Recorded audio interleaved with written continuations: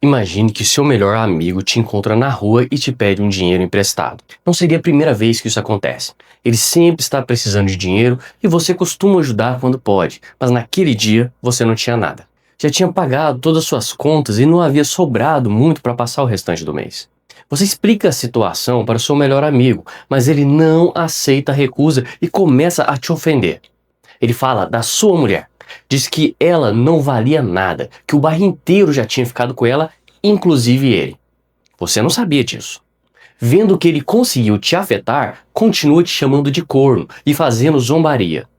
Você prefere voltar para casa e evitar confusão, mas o seu melhor amigo não estava com a mesma intenção. Ele pega um pedaço de pau e vai até a sua casa para continuar a discussão. O que vai acontecer a seguir, o próprio acusado do crime irá relatar para você. Assista o tribunal do júri deste rapaz. Vou falar do começo pra vocês, todo sabe já do começo, meio e fim, entendeu? Eu tava descendo pra casa de um colega meu, que eu morava lá na Barroca. Eu tava descendo pra casa de um colega meu, eu trombei o Lucas. Aí o Lucas olhou pra mim e perguntou se eu tinha um dinheiro pra emprestar pra ele. Que eu arrumava dinheiro direto pra ele, emprestava dinheiro pra ele. Até mesmo ele andou com a minha moto, deixava minha moto com ele, entendeu? Aonde que o quê? Eu falei pra ele que não tinha dinheiro. Aonde que ele começou a falar da Ana Rafaela, que era minha ex-esposa. Começou a falar que ela era. Não sei, eles podem falar que ela era puta, entendeu? Que ele até mesmo que ela era biscate. Aonde que eu falei, ué, mas por que você tá querendo dizer isso da Rafaela? Aonde que ele veio e ficou bravo comigo e falou assim, que rapaz, isso é maior corno. Até eu fiquei com ela, entendeu? Aí aonde que ele falou pra mim que tinha ficado com ela, que teve relação sexual com ela. Aonde que eu falei assim, ué, mas como é que você tá falando isso daí e xingando eu de corno ainda? Você tá atirando, rapaz. Pra mim isso é um talarico, o que você tá falando aí, rapaz. Tá falando que eu então que você daí catou minha mulher, considero você, respeito você, sempre ajudei você, agora você tá falando que você ficou com a minha mulher e na minha cara falando que eu sou corno. E alguns dias atrás, ele tinha um motivo também, igual foi citado aqui que a minha ex-mulher falou, que ele tinha cheirado a parte íntima dela, ela dormindo.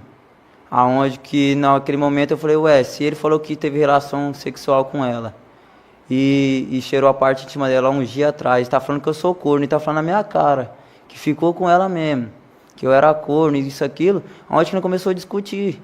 Nisso daí, eu fui embora pra minha casa. O jeito que eu fui embora pra minha casa, o Lucas passou de novo, chegou na frente de casa, começou a me chamar. Ei, Mandrake, sai aqui pra fora aqui, Mandrake. Aí na hora que eu saí pra fora, ele tava com um pedaço de pau na mão. O dia que ele tava com um pedaço de pau na mão, ele olhou pra mim e falou assim, vem cá agora, vamos ver se vai para ser homem então. Vem cá então agora resolver aqui comigo aqui. Aonde que eu falei, eu fiquei com medo até mesmo que ele era mais forte que eu. Eu tinha 18 anos na época ainda. Aí eu falei assim, então você tá querendo fazer o quê, Luco? Ué, que esse pedaço de pau é na mão aí. Aí ele aonde que o quê? Que ele tentou dar uma paulada em mim. Eu consegui pegar o pedaço de pau da mão dele, ali na hora, não tem? Consegui pegar o pedaço de pau dele e ele saiu correndo. Cheguei que ele saiu correndo, eu saí correndo atrás dele. Cheguei que eu saí correndo atrás dele, onde que foi na frente do bar do Gão, que é lá na Barroca. Eu consegui pegar ele, de uma paulada nele. Do jeito que eu dei uma paulada nele, ele caiu, bateu a cabeça no meio-fio. Do jeito que ele bateu a cabeça no meio-fio, eu já falei, nossa, ele desmaiou. Aqui dali a moça que estava no bar começou a gritar. O povo do bar, eu já comecei a se apavorar e já saí correndo. Saí correndo, fiquei escondido atrás de um ônibus que tinha na esquina de baixo. Aí, nisso daí, fiquei escondido um pouco. Voltei para minha casa, aonde que eu cheguei em casa também, tava mexendo no celular. Aonde que me deram um tiro, não sei de onde que veio esse tiro, nem sei de quem foi que deu tiro em mim. Deu tiro em mim, eu saí correndo. Aonde que eu fui até para casa da tia da Rafaela, que era a Neide, aonde que eu fui lá e falei que tentaram me matar também, que tinha acontecido com o Lucas, eu tinha batido no Lucas, expliquei tudo certinho para ela, aonde que eu fiquei um pouco ali, minha família veio, aonde que eu tive indo para delegacia, minha mãe falou para mim se entregar na delegacia, onde que eu fui na delegacia, assinei um papel, mandaram eu voltar na segunda-feira, que era no sábado, aconteceu, acho que se não me engano foi no sábado, para me voltar na segunda-feira. Aí na segunda-feira eu voltei na delegacia ali, di meu depoimento para o Ailton, aonde que até mesmo ali, di meu depoimento, como que eu tava com medo na época do acontecido, saí da cidade, fui morar em Paraná City, entendeu? Foi isso daí que aconteceu. E deixando bem claro, senhor, que na hora que eu fui pegar para bater no Lucas, eu não tinha intenção de matar o Lucas. Em nenhum momento eu tive intenção de matar o Lucas. Porque se eu quisesse matar o Lucas naquele momento ali, na hora que tivesse caído no chão, eu tinha terminado de matar ele ali. Eu não quis matar ele. Eu quis só apenas, para mim, na minha opinião, ali, e na minha ponto de vista, eu queria só, tipo assim, já que ele me falou que catou minha mulher, me talaricou, como nós diz na nossa língua, como que ele talaricou, vou dar um pau nele, vou dar uma surra nele e já era. Jeito que, pra mim, eu nem sabia que ele foi pro hospital, eu fui saber depois. Porque, pra mim, na hora que ele desmaiou, eu falei assim, acho que ele desmaiou por causa da conta da pancada que eu dei, né, mano? Aí, aonde que o quê? Eu não tive intenção, era só pra bater, não era pra matar. Até mesmo, eu falei, quando eu fiquei sabendo que o Lucas estava no hospital e que teve a falecer, eu falei, ué, mas pra mim ele tava bem, entende? Tipo assim, era ali só uma surra, que ele ia ficar uns dias ali. Aí não, jamais, se eu tivesse intenção de matar ele, eu tinha pegado ali, tinha pegado um pedaço de pau e terminado de matar ele ali.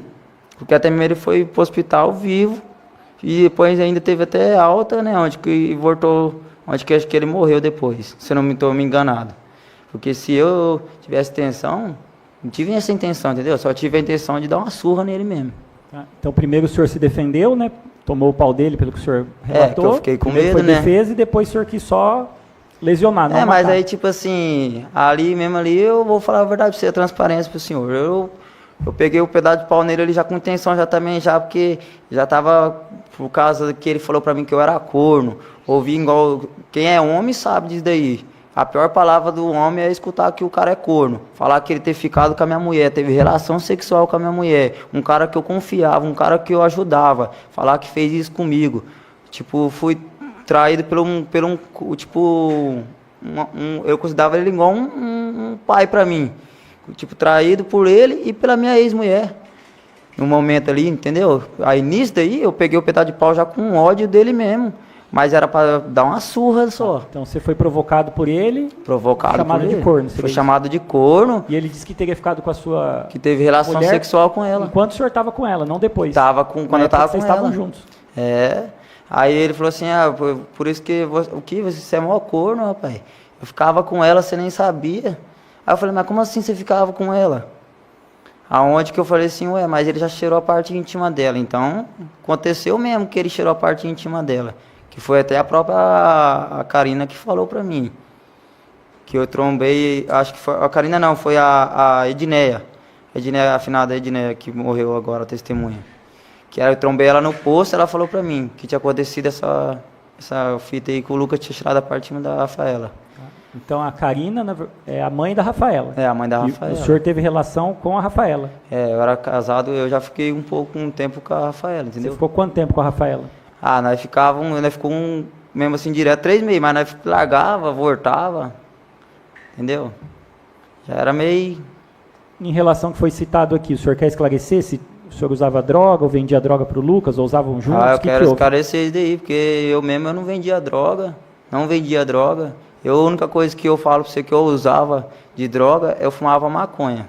Maconha eu fumava. Mas nunca vendi droga, até mesmo aí já trabalhei aqui na cidade já também, já trabalhei no Lava Jato, já trabalhei no Damasco, no mercado Damasco aqui, sempre trabalhei em rural também, com o gato, não tem, pegando arrancadão de mandioca, sempre trabalhei nesse negócio, nunca trafiquei não. Na época dos fatos, o senhor trabalhava com o quê, ali em 2022, em março? Eu tava trabalhando no rural, né? Sem registro? Sem registro, né, que era de menor na época. Tinha feito 18, né? Tinha acabado de completar 18 anos. Então, foi em janeiro. O fato teria sido 19 de março. E eu tinha completado 6 de janeiro. 6 de janeiro. De 2022, você fez 18 anos, né? Verdade. E o senhor tem filhos? Não. Não tem filhos? Não. Qual que é seu estudo, sua escolaridade? Parei na 6ª série. 6ª série do 1º grau. Em relação ao que foi dito de que o Caio teria dado essa ordem, mandado os áudios para o senhor, que vocês seriam filiados ali, associados ao PCC, que é eu vou falar a verdade. Criminosa. O que o senhor... Vou falar a verdade para o senhor, a transparência. Tem a falar se quiser, né? Se quiser esclarecer. Vou falar a transparência para o senhor. Eu conheci o Caio, sabe como? Tipo assim, por foto. Porque a Karina e a minha ex-mulher que mostrou, falou assim, ó, que é meu irmão. E ela falou assim, que é meu filho, que mora em São Paulo. Por isso daí que eu vi ele. Eu nunca tive contato com o Caio, eu nunca nem vi o Caio. Eu nunca conversei com o Caio, pra você ter uma noção. Quem que falou do Caio pro senhor? Karina? A Karina falou Quem assim, que é a meu filho, esse daqui, ó, mora lá em São Paulo. A minha mulher falou assim, é meu irmão. Aonde que a única vez que eu vi ele por foto. Eu nunca conversei com ele. Pessoal, nem pessoalmente, nunca nem por Mas celular, quem que é nem parente nada. dele? Quem que é parente do Caio, que o senhor conhece? A Karina, né, que é mãe do Caio, e a minha ex-mulher, que é irmã dele. Entendeu? Tá. Por essas pessoas que o senhor conhece. Por essas Pela pessoas que eu Karina, conheci. foi a primeira testemunha aqui. Entendeu? E Eu pela mesmo. Rafaela. Porque eu nunca vi ele. Eu vi ele por foto. Nunca troquei ideia com ele, nunca conversei. E chegou algum áudio para o senhor com essa conversa de que ele teria mandado o senhor? Rapaz, eu fiquei sabendo desse áudio agora. Só no processo. Que eu tô preso desde 2022, eu tô preso. Já faz 2 anos e pouco, hoje faz 2 anos e 5 que eu tô preso. Não tenho contato com ninguém. Entendeu? O senhor quer dizer mais alguma coisa? Sabe que outros são os jurados que vão julgar, né? Vão fazer o julgamento. Quer dizer algo para os jurados? Esclarecer mais algum ponto? Por mim tá de boa. O argumento de defesa do acusado é clássico, a boa e velha legítima defesa. Apenas recapitulando, o artigo 25 do Código Penal determina que legítima defesa é uma ação violenta para se defender de injusta agressão atual ou iminente. Pontos a favor desse réu é que a vítima foi até a casa dele tirar satisfação e buscar o confronto. Outro ponto a favor é que a ferramenta que ele usou era proporcional àquela que a vítima também estava usando. Os dois estavam com um pedaço de pau. Inclusive, a arma foi levada até o local pela própria vítima. O acusado golpeou a vítima com a arma da vítima. Se ele tivesse usado uma arma de fogo, o meio dele seria desproporcional, então a situação dele seria bem pior. Agora, um ponto negativo para ele é que a vítima chamou ele para fora de casa para brigar e ele foi. Ele não precisava ter ido. Então ele optou por entrar em combate. É difícil alegar legítima defesa nessa situação. Vamos ouvir as perguntas da acusação agora. Tudo bem, Vitor? Tudo bem? Bom dia. Na minha ótica aqui de interpretar, me parece que você trocou o que você falou na delegacia, que foi super perto, como você falou, e de hoje aqui. Eu vou ler para você ver o que você falou lá na delegacia.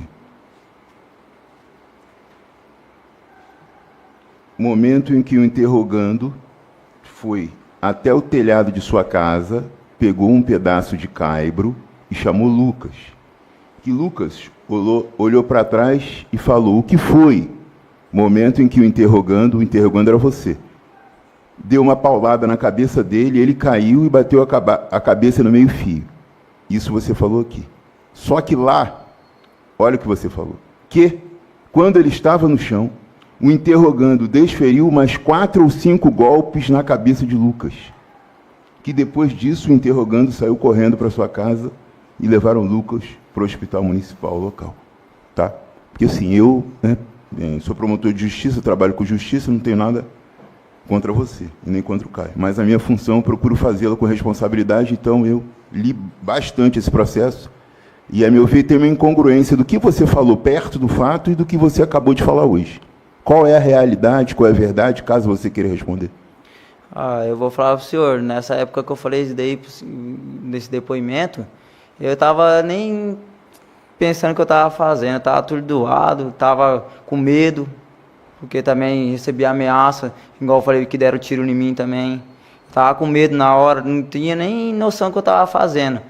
Depois do meu depoimento, depois que estava já preso, já era outra coisa, porque minha mente já estava calmo, já estava mais de boa, porque na hora que esse depoimento que eu di foi tipo assim, eu tinha acabado de acontecer a ocasião e eu estava recebendo ameaças, levei tiro, entendeu?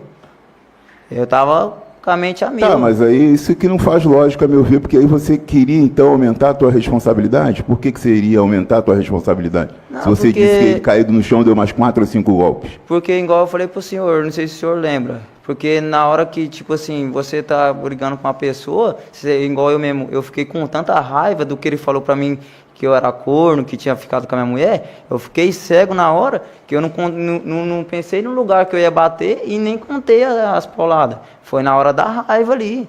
Quando eu fui ver, eu parei. Entendi. Entendeu? Tá, e outra coisa, você sabia que estava com mandado de prisão em aberto, por que você não se apresentou na delegacia? Não, porque quando eu dei o depoimento, ele estava vivo ainda. Depois de um tempo. Ah, Em maio teve mandado de prisão. Aí eu tava morando em Paraná City. Aí você não veio pra cá por quê, então? Por causa que aqui eu não tava aqui na cidade, mas por causa que aqui não tá aí como eu ficar, por causa da ameaça. Onde que eu fui pra Paraná City. Tava trabalhando, aí aonde que eu ia arrumar um advogado e comparecer no fórum. Aonde que o quê? Que naquela semana que eu trabalhei, que até mesmo para perguntar para os policiais que me prendeu, pegou eu trabalhando. Eu estava trabalhando para me contratar um advogado para poder comparecer. Aonde que o quê? Que não deu tempo. A polícia eu cheguei no barraco, a polícia invadiu o barraco, prendeu eu. Falou que eu tinha um mandato de homicídio. Aí eu falei, tá bom, eu já ia se entregar já. Aí foi isso que aconteceu, entendeu? Tá, e por que na linguagem do Caio, por que você recebeu esse salve dele? Por quê? Para fazer isso? Mas ele não teve isso em nenhum momento, porque eu não conversei com o Caio. Não conversou com ele? Não conversei com ele. Porque eu não conheço ele, nunca troquei ideia com ele, nunca vi ele. Tá bom, então. Sem mais perguntas, Excelência. A situação complicou um pouco mais para esse acusado. Ficou claro que ele deu mais 4 golpes na cabeça da vítima depois que ela já estava caída, desacordada. Falar em legítima defesa nesse caso fica bem difícil. Mas eu queria esclarecer uma coisa. A intenção desse canal não é só postar audiências, é fazer uma análise jurídica dessas audiências, explicando para quem assiste o que está acontecendo e qual é o fundamento legal de tudo que você está assistindo. Canais de tribunais do júri existem em centenas, mas acredito que apenas nesse a análise e explicação dos fatos. Por isso, peço que você se inscreva no canal para continuar recebendo vídeos assim. Também peço que clique no curtir, isso me ajuda muito. Eu também vou começar a postar toda semana vídeos de análises jurídicas de alguns vídeos que não são audiências, apenas para membros. Então, se você tem interesse nesse tipo de conteúdo, peço que se torne membro. O valor é irrisório e me ajuda a continuar com esse canal. Agora vamos ouvir as perguntas da defesa. No momento do seu depoimento, você estava acompanhado de advogado? Não. Não? Você estava sozinho? Estava sozinho. Outra coisa que eu queria saber é por que você usou um pedaço de pau e não outro tipo de arma para quando você foi tirar satisfação com... Porque igual eu falei, ele tava com o pedaço de pau já na mão, aonde que eu tomei o pedaço de pau que tava na mão dele. Uhum.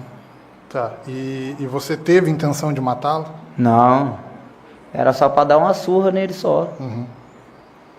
Tá, e se você tivesse intenção de matá-lo, o que você usaria? Que arma que você usaria? Rapaz, se eu tivesse querendo matar ele mesmo ali na hora ali, eu tinha usado um revólver. Tinha matado ele, caçado um revólver, comprado algum revólver, matado ele. Porque até mesmo ali, ele não tinha intenção de matar ele nunca na vida. Nunca, era só para dar uma surra nele mesmo ali, por causa do motivo que ele falou que tinha ficado com a minha ex-mulher, que tinha, tipo assim, na nossa linguagem, me talaricado, entendeu? E como que era a relação de vocês antes disso? Rapaz, eu e ele, nós teve uma vez só que ele falou pra mim que não era pra ficar no barco dele, onde que nós teve um desentendimento, mas depois disso daí... O que quer dizer ficar no vácuo? Que eu morava, tipo, morava ele, a Rafaela e a Karina. Aí eu ficava indo lá. Aí ele falou assim que não era pra mim ir lá mais, tem na casa dele. Onde que nós discutimos ali, mas depois disso daí, eu e ele, nós ia pro Rio junto, até mesmo com a Rafaela e a Karina, nós ia pro Rio, fazia churrasco, comprava lanche, comia tudo junto, vivia tudo junto. Depois disso daí, tipo, eu e ele ali, nós foi pegando uma amizade um com o outro ali, como se fosse pai e filho, entendeu? E então vocês mantiveram um bom relacionamento até... Não tinha um motivo até então para você... Eu só fiquei... Aconteceu tudo isso daí que nós brigou, que por causa que ele falou que tinha ficado com a minha mulher. Mas antes disso daí, eu e ele considerava... Até mesmo eu deixava minha moto com ele, arrumava dinheiro para ele, entendeu? Tipo, nós ia pro Rio junto, ia comer lanche junto, Eu não tinha nada contra ele, não. Aí depois que ele falou pra mim que tinha ficado com a minha mulher, que teve relação sexual, aí depois disso daí, pra mim acabou, porque tipo, foi a mesma coisa de uma facada nas costas. Um cara que eu tô ali fechando, considero, falar que ficou com a minha mulher, que ainda que é a própria enteada dele, que ele é padrasto da minha ex-mulher, né? Aí nisso daí eu falei, ô louco, depois de tudo isso daí que eu fiz pra você fazer isso daí pra mim também, entendeu? Foi por isso que aconteceu. Vitor, eu quero que você fale mais uma vez pro júri se você teve intenção de matar o Lucas aquele dia. Não, em nenhum momento eu tive intenção. Era só pra dar uma surra nele mesmo. Era só pra, tipo, como diz nossa linguagem, dar uma madeirada nele, tipo, bater nele e só ali pra resolver ali, entendeu? Já era, porque se eu tivesse a intenção de matar ele, eu tinha terminado de matar ele ali, né? Obrigado, Vitor. Sem mais, excelência. Obrigado. Então, só para esclarecer, o senhor quer dizer algo mais aos jurados? Não? Não, tá de boa. Então, que o senhor alega que o senhor deu as pauladas mesmo, mas foi só com a intenção de lesionar, né? Não queria matar. Era só pra bater machucar nele mesmo. Só pra bater. Bater é lesionar, machucar, né? Só pra ele, tipo, acordar pra vida. Tá, porque ele tinha chamado o... O senhor alegou que ele teria chamado o senhor de corno, então ele teria te provocado dessa forma. E falou que ficou com a minha mulher, né? Tá certo, que seria a Rafaela. Entendeu?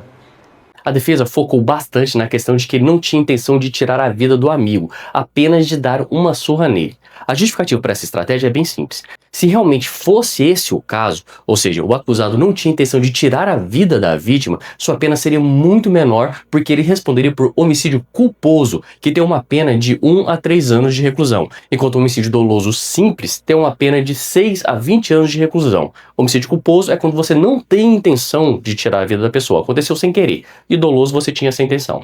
É uma diferença significativa. Agora está na hora de ouvir a sentença. Vamos fazer um jogo. Pause o vídeo e escreva aqui nos comentários se você acha que ele será condenado ou absolvido por esse crime. Vamos ver quantos acertam. Autos de ação penal 529-28-2022, 816-0066, autor Ministério Público do Estado do Paraná e réus Caio Henrique Saraiva e Vitor Emanuel dos Santos Almeida. Relatório. O representante do Ministério Público, com base em inquérito policial, denunciou Caio Henrique Saraiva, brasileiro, nascido em 8 de fevereiro de 1996, com 26 anos da data dos fatos, natural de Centenário do Sul, filho de Carina do Carmo da Silva e Egenaldo Aparecido Saraiva, bem como Vitor Emanuel dos Santos Almeida, vulgo Mandrake, brasileiro, nascido em 6 de janeiro de 2004, 18 anos de idade na época dos fatos, filho de Walter Luiz de Almeida e Edna Ferreira dos Santos Pinto, como incursos no artigo 121, parágrafo 2º, incisos 2 e 4 do Código Penal. Fatos de 19 de março de 2022, que redundaram no falecimento da vítima, Lucas Duarte da Silva, conforme denúncia constante dos autos. Houve a prisão preventiva do Vitor Emanuel dos Santos Almeida, decretada e cumprida em 12 de julho de 2022. Foram juntados os laudos e a denúncia foi recebida em 25 de julho de 2022. Os acusados foram citados e apresentaram respostas. Houve audiência de instrução e o representante do Ministério Público, em sede de alegações finais, entendeu estar comprovado nos autos a materialidade de homicídio duplamente qualificado, pugnando pela pronúncia. Defesa do réu Caio Henrique Saraiva pugnou na oportunidade pela impronúncia e a defesa do Vitor Emanuel dos Santos Almeida também pela impronúncia. Os réus foram pronunciados como incursos nas sanções do artigo 121, parágrafo 2º, homicídio duplamente qualificado, em 5 de abril de 2023, determinando julgamento pelo Tribunal do Júri. Ocorre que houve recurso sentido estrito, que foi desprovido pelo Tribunal de Justiça do Estado do Paraná. Designada a sessão de julgamento para o dia 11 de dezembro de 2024, com início às 9 horas. Sorteio de jurados dia 25 de novembro de 2024. Da decisão do Egrégio Tribunal do Júri. Este foi o relatório. Observando os princípios do devido processo legal e do juiz natural, foram os réus submetidos a julgamento perante o Egrégio Tribunal do Júri da Comarca de Centenário do Sul. Quanto ao réu Vitor Emanuel dos Santos Almeida, o Conselho de Sentença reconheceu a materialidade, quesito 1, por maioria. Reconheceram a autoria, quesito 2, número 2. Os senhores julgados reconheceram que o acusado quis a morte da vítima, rejeitando, portanto, a tese de desclassificação do delito de homicídio para lesão corporal seguida de morte. Na sequência, os senhores julgados responderam negativamente ao quesito de absolvição, não reconheceram a privilegiadora de violenta emoção e reconheceram as duas qualificadoras, motivo fútil e impossibilidade de defesa do ofendido. Desta forma, o Tribunal do Júri reconheceu a prática do delito de homicídio duplamente qualificado em relação a Vítor Emanuel dos Santos Almeida. Quanto ao réu, Caio Henrique Saraiva, o Conselho de Sentença também reconheceu materialidade, reconheceu a autoria como mandante, reconheceram que ele quis a morte da vítima e, na sequência, também reconheceram as duas qualificadoras, motivo fútil e recurso que dificultou ou tornou impossível a defesa do ofendido, condenando também o Caio Henrique em homicídio duplamente qualificado. Então, dispositivo. Assim, considerando a soberana decisão do egrégio Conselho de Sentença, julgo totalmente procedência a denúncia na forma da pronúncia, condenando os réus Caio Henrique Saraiva e Vítor Emanuel dos Santos Almeida, já qualificados nos autos, às sanções do artigo 121, parágrafo 2º, incisos 2, motivo fútil, 4, recurso que dificulte ou torne impossível a defesa do ofendido, do Código Penal. Dosimetria da pena, que é a aplicação da pena. Quanto ao réu Vítor Emanuel dos Santos Almeida, que está presente em plenário. Circunstâncias judiciais do artigo 59, culpabilidade normal à espécie, antecedentes é primário, tecnicamente, conduta social normal, personalidade e motivos do crime normais também, sendo que o motivo fútil já é considerado como agravante, uma vez que o recurso que declarou a impossibilidade de defesa foi utilizado para qualificar o delito, foi juntada à jurisprudência, circunstâncias consequentes do comportamento da vítima não alteram a pena base. Então, pena base no mínimo legal em 12 anos de reclusão. Segunda fase, circunstâncias agravantes e atenuantes em relação ao Vítor. Presente a agravante do inciso 2A, linha A do Código Penal, motivo fútil. Porém, também presente a atenuante da menoridade relativa, considerando que na data dos fatos, o Vítor tinha 18 anos de idade, portanto menor de 21 anos, conforme artigo 65, inciso 1º, considerando-se esta preponderante. Fica, então, juntada a jurisprudência a respeito e mantida a pena na segunda fase. Ausente causas de diminuição e aumento, pena definitiva em relação ao Vítor Emanuel dos Santos Almeida, 12 anos de reclusão. Caio Henrique Saraiva. Circunstâncias do artigo 59 do Código Penal. Culpabilidade normal. Antecedentes. Ele é reincidente. Evitando-se bis in idem, a condenação será considerada apenas como agravante da reincidência na próxima fase. Conduta social, personalidade, não há o que se considerar. Normais na espécie. Homicídio duplamente qualificado. O motivo fútil será considerado como circunstância agravante, enquanto o recurso que dificultou ou tornou impossível a defesa do ofendido, utilizado para qualificar o delito, aumentando a pena base, que partirá de 12 anos. Circunstâncias, consequências e comportamentos normais na espécie. Então, pena base, 12 anos de reclusão. Das circunstâncias agravantes e atenuantes. Não há atenuantes em relação ao Caio, mas há a presença de 3 agravantes. Artigo 61, incisos 1 e 2, a linha A, e 62, inciso 2º. É reincidente, foi cometido por motivo fútil, bem como atuou como mandante do crime. Reincidente, pois condenado definitivamente nos autos número 15.004, 7757-2019, 8.8.26, 0559, pelo delito de tráfico de drogas, com trânsito em julgado antes dos fatos, conforme consulta 2º grau do Tribunal de Justiça de São Paulo. Transitou em julgado em 11 de agosto de 2020 para a defesa, em 10 de agosto de 2020 para o Ministério Público, com punibilidade extinta em 28 de agosto de 2023. Auto de execução penal de São José do Rio Preto. Quanto ao motivo fútil, foi devidamente reconhecido pelo Conselho de Sentença. Presente também a circunstância agravante prevista no artigo 62, inciso 2º do Código Penal. Uma vez que a agravante em foco objetiva punir mais severamente aquele que tem a iniciativa da empreitada criminosa e exerce papel de liderança ou destaque em relação aos coautores ou partícipes do delito, coordenando ou dirigindo a atuação dos demais, havendo, portanto, a possibilidade de coexistência da agravante e condenação por homicídio na qualidade de mandante. Referida circunstância constou da denúncia, da pronúncia e foi explanado em plenário pela acusação, impondo-se então seu reconhecimento. Foi juntada a jurisprudência neste sentido. Considerando a presença de 3 agravantes e a ausência de atenuantes, aumenta a pena no patamar de metade, resultando a pena, então, nessa segunda fase, em 18 anos de reclusão. Terceira fase, ausentes causas de diminuição ou aumento de pena, tornando então definitiva a pena fixada em 18 anos de reclusão em relação ao réu Caio Henrique Saraiva. Regime de cumprimento da pena, privativa de liberdade para ambos os réus. Regime inicialmente fechado, conforme artigo 33, parágrafo 2º, a linha A e parágrafo 3º do Código Penal. Pena superior a 8 anos, com homicídio duplamente qualificado, hediondo. Não há que se falar em concessão de recorrer em liberdade em relação ao Victor Manuel dos Santos Almeida, uma vez que permanecem intactos os requisitos da prisão preventiva.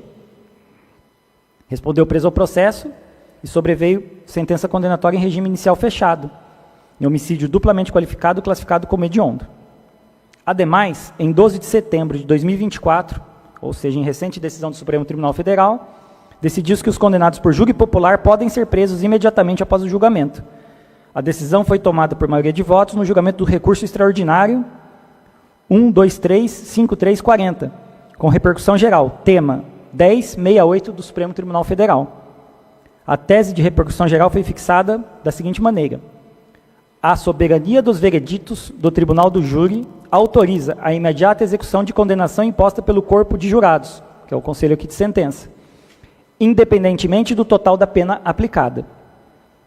Assim, não obstante Caio Henrique Saraiva tenha respondido ao processo em liberdade, sobrevindo sentença condenatória e considerando principalmente a imposição do regime de cumprimento ser inicialmente fechado, conforme o entendimento fixado pelo Supremo Tribunal Federal, não conceda aos sentenciados o direito de recorrer em liberdade, decreta a imediata execução da pena imposta pelo corpo de jurados e recolhimento dos sentenciados a fim de que iniciem o cumprimento da pena em regime fechado. Então, espeça-se desde logo os mandados de prisão para imediata execução das condenações impostas, no termo da tese fixada no tema 1068 do STF, com guia de recolhimento provisório ou definitiva. Então, o cartório já tem que expedir os mandados de prisão, principalmente o do Caio Henrique Saraiva. Substituição de pena e suspensão condicional incabíveis, não cabe substituição da pena ou suspensão condicional da pena, conforme artigos 44 e 77 do Código Penal. Não houve instrução específica quanto à reparação dos danos civis. Demais disposições: condenar o Estado do Paraná ao pagamento dos honorários advocatícios dos defensores dativos nomeados, Dr. Calixto Walter Falheiros, conforme tabela PJOAB, válida a sentença de certidão, e doutora Michele Segura Sanches Moretti, também conforme tabela PJOAB, válida a sentença como certidão. Condeno ainda os réus ao pagamento das custas e despesas processuais da forma da lei. Após o trânsito em julgado da sentença, lançar o nome dos réus no rol dos culpados e sistemas cabíveis, expedir guia de recolhimento, comunicar distribuidor, instituto de identificação e justiça eleitoral e liquidação das custas. Pois é, ele foi condenado a 12 anos de reclusão pelo crime de homicídio doloso duplamente qualificado com início em regime fechado. A defesa dele seria muito difícil mesmo. Mas você concorda com essa decisão? Se você fizesse parte do conselho de sentença, teria decidido de igual forma? Deixe seu comentário aqui embaixo. Obrigado por assistir e até a próxima.